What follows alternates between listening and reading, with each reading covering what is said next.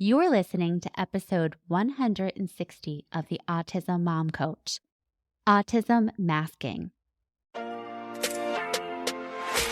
Welcome to the Autism Mom Coach podcast. I am your host, Lisa Candera. I am a lawyer, a life coach, and most importantly, I am the full-time single mother of a teenager with autism. In this podcast, I am going to share with you the tools and strategies you need so you can fight like hell for your child without burning out. Let's get to it. Hello, everyone, and welcome to the podcast. This episode is a continuation of our discussion last week about the IEP trap. And this is when schools suggest removing or scaling back supports for autistic children because the child appears to be doing so well. And the reason I think this is a trap is because sometimes the reason a child with autism looks like they are doing so well on the outside is because they are masking. So, what is autism masking? Autism masking is any behavior a person adopts or suppresses to appear neurotypical. For children with autism, they might mask for several reasons. First, they want to avoid negative consequences. They might be masking to prevent disciplinary actions from teachers or the constant correction to stop stimming or to stop talking about their special interest or to modify their behaviors that other people find uncomfortable. Second, they could be doing this to avoid bullying, especially as they get older. Kids become hyper aware and observant of the differences between them and their peers. So in order to avoid bullying or being ridiculed, they will suppress their quote unquote autistic traits. Another reason is they want to fit in. They want to be like everyone else, and so they mimic the kids around them. And finally, people with autism have internalized shame. After years of correction and possibly ridicule, they have come to believe that being who they are and how they are is not acceptable. And so in order to avoid appearing different, they will mask their own discomfort just to fit in.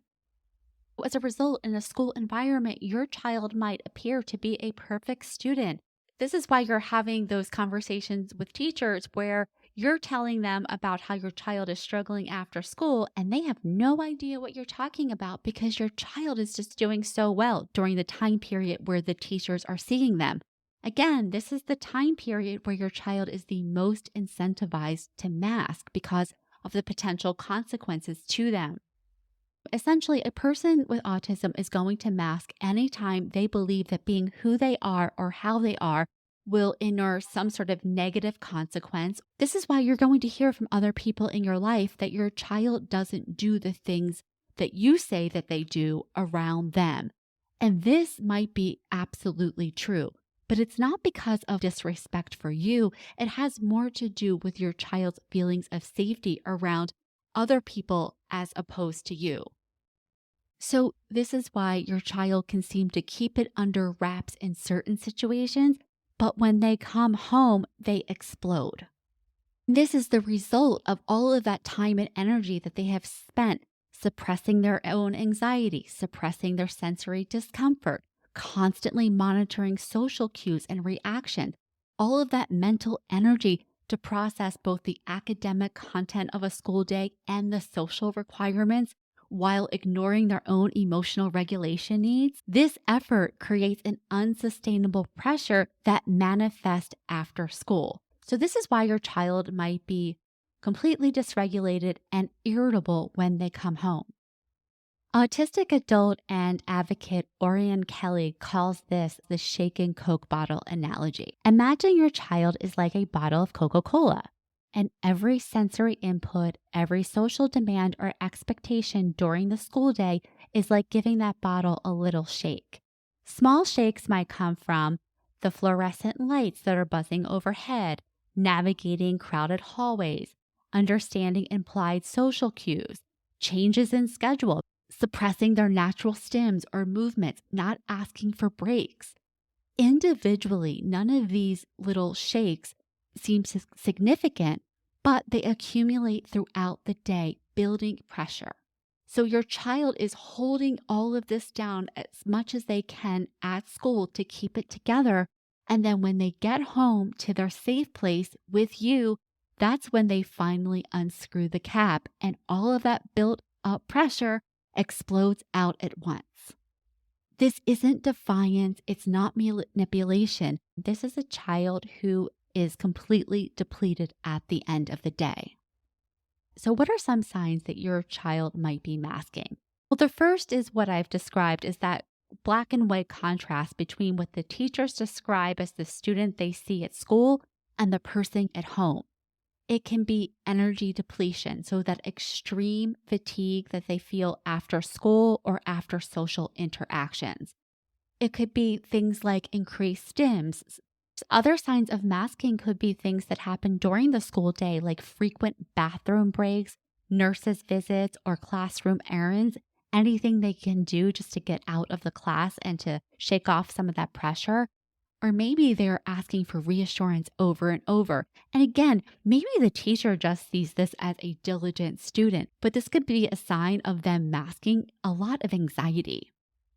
And of course, there's the physical symptoms like headaches, stomach aches, and other somatic complaints. So, what to do if you suspect that your child is masking? First, you want to address this with the school. You want to have a better understanding of what they are seeing during the school day. This way you can work together to brainstorm some proactive supports, such as developing subtle accommodations for your kiddo that will be less obvious and won't increase their social anxiety. Second, you want to validate their experience and acknowledge the difficulty of masking.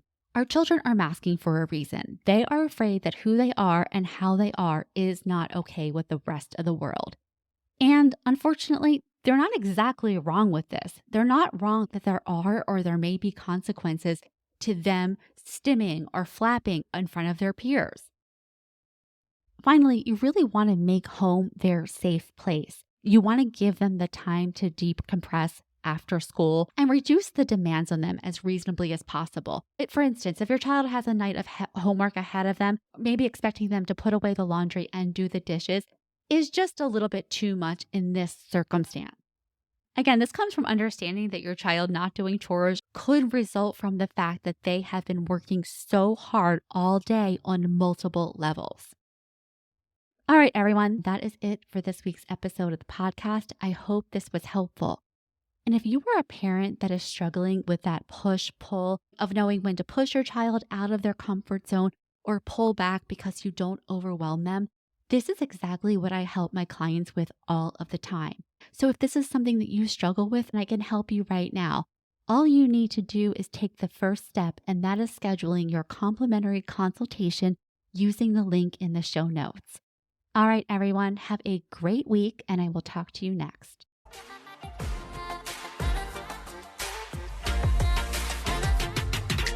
Thanks for listening to the Autism Mom Coach. If you are ready to apply the principles you are learning in these episodes to your life, it is time to schedule a consultation call with me. Podcasts are great, but the ahas are fleeting. Real change comes from application and implementation, and this is exactly what we do in my one-on-one coaching program. To schedule your consultation, go to my website, theautismmomcoach.com, work with me, and take the first step to taking better care of yourself so that you can show up as the parent you want to be for your child with autism.